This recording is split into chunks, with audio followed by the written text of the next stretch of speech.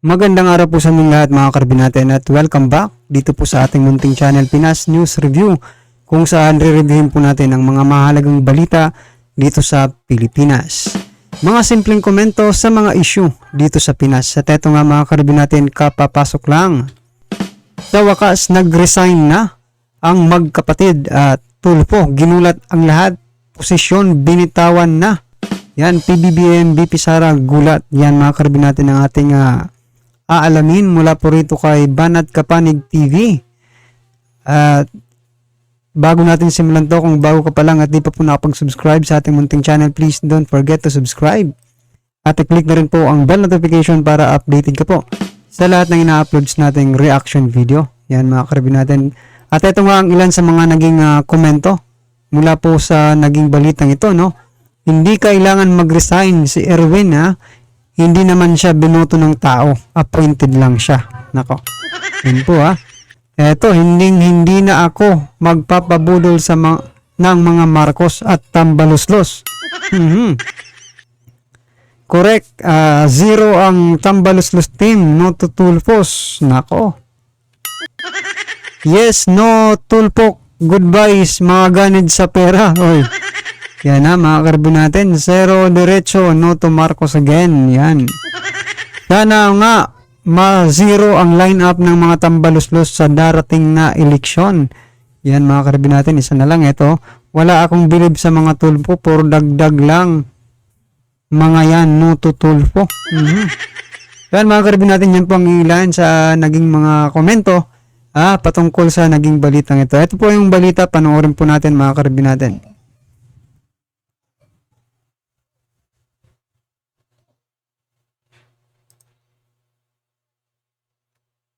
Pag-uusapan natin ngayon, ito po, no?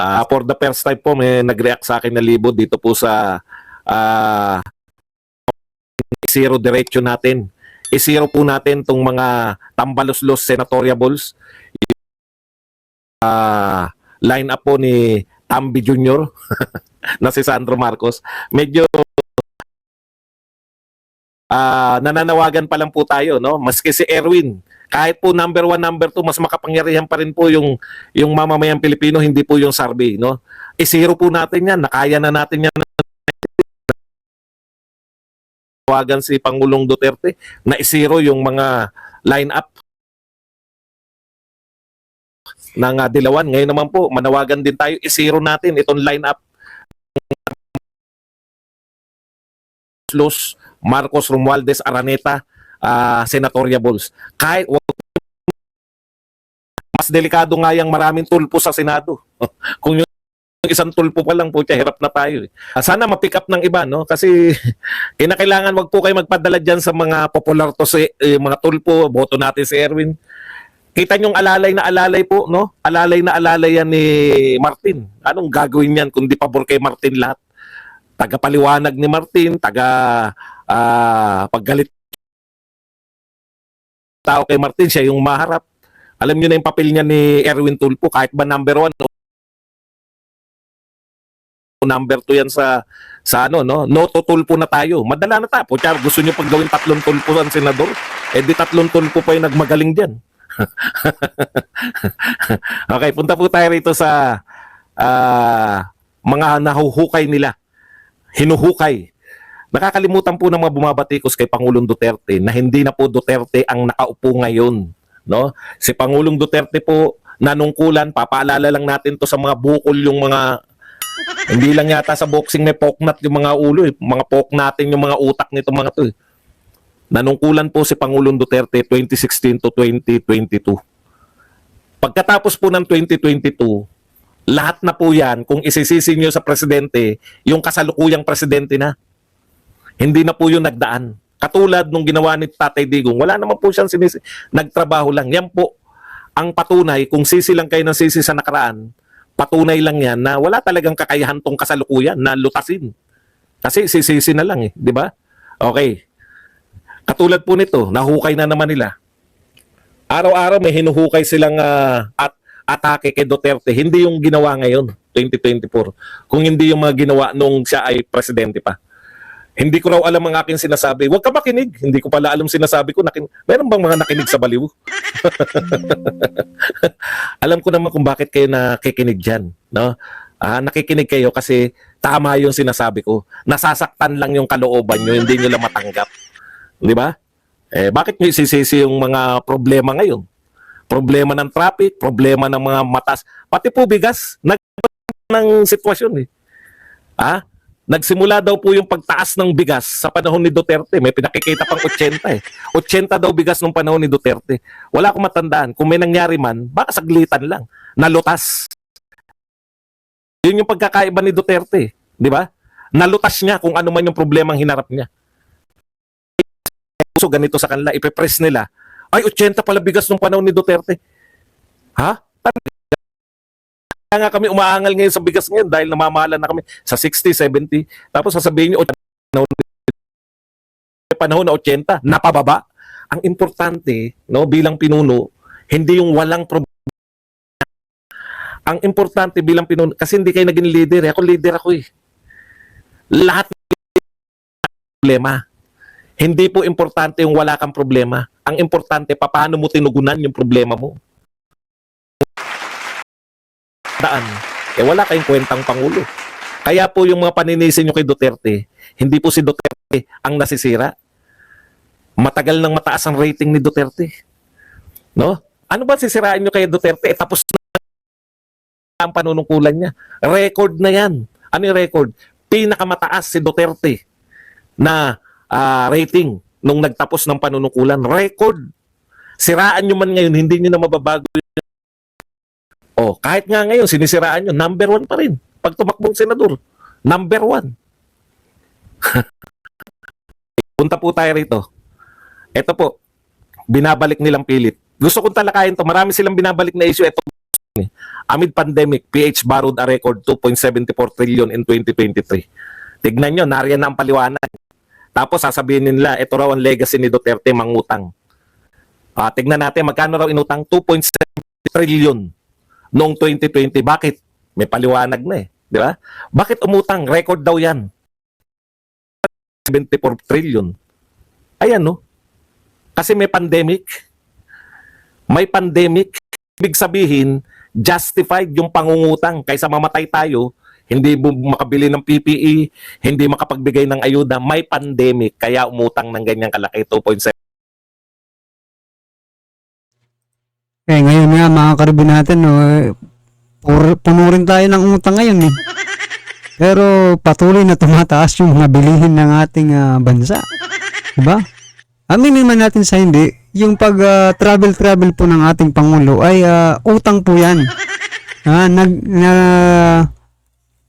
Looking for debt mga karibin natin, mga pautang ng ibang bansa. Naghahanap po yan ng investment, no? Hindi po investment na bigay, kundi utang po ng Pilipinas. So yan, mga karibin natin, di ba may mga nagsasabi nga na saka mga kalye survey, mga karibin natin, makikita mo naman eh. Nakikita nyo na yan eh. Nakikita nyo na. Di ba? Mag-search po kayo, kalye survey, mga karibin natin, Ako may napanood po ako kanina. Tinatanong po yung mga taong bayan, sino ba ang mas magaling na Pangulo? Si PRRD or si PBBM? Alam na ang sinagot, di ba?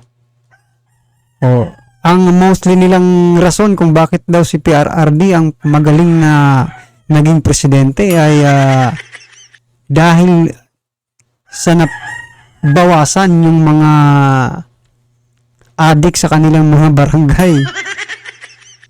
Tapos, 'di ba? Papapasukin yung ICC na natuwa naman po yung taong bayan.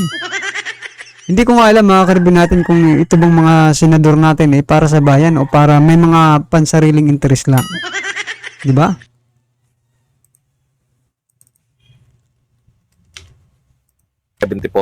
Ang tanong ngayon, magkano inutang natin ngayon? 2024. Walang pandemic. Alam niyo kung magkano utang natin? Hindi yung inutang para lang sa budget, pupunuan yung budget. Iba pa yung mga utang na kung saan galing. Para lang magkaroon tayo ng budget. 2024 budget, uutang tayo ng 2.46 trillion. May pandemya ba ngayon? Wala. Bakit 2.46 trillion pa rin? Aba, hindi ko po alam. Itanong nyo po sa mga nangungutang. Itanong nyo po sa nagbabudget ngayon. Sisihin nyo na naman si utot nyo. Okay, punta na po tayo rito sa mga Yan mga karbi natin, saan ba napupunta yung mga inuutang mga karbi Baka kaya itong mga senador na ito tahimik, no? Sa mga talagang issue po ng ating bayan kasi baka napupunta lang din sa kanila itong mga mambabatas, lahat ng politiko, no? Napupunta lang sa kanila yung inuutang ng ating bansa. Tama po naman si Sir Badong Oratilis, bakit napakalaki po ng utang ngayon? Dapat bumaba po yan, di ba? Kasi wala namang pandemic. Wala namang masyadong nararamdaman na ayuda ang ating mga kababayan. Tumataas po ang ating utang pero ang ating mga kababayan ay naghihirap. Sino po? Kanino po ba napupunta yung mga inuutang na yan? Inuutang ng ina nyo. Di ba?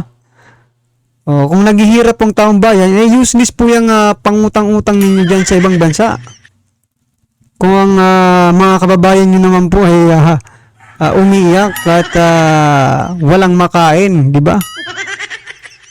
Sabagay, hindi naman siguro para sa taong bayan yung inuutang ninyo.